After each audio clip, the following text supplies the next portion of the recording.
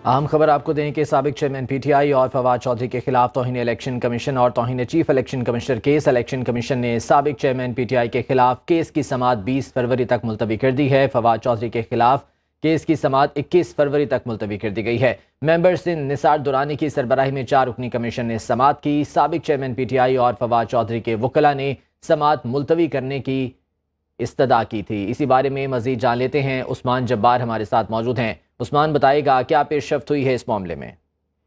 जी बिल्कुल, साबिक chairman PTI और फवाद चौधरी के खिलाफ तौहीन इलेक्शन कमीशन केस पर जो समाअत है वो मेंबर निसार दुरानी सरबराही में 4 रुकनी बेंच ने की।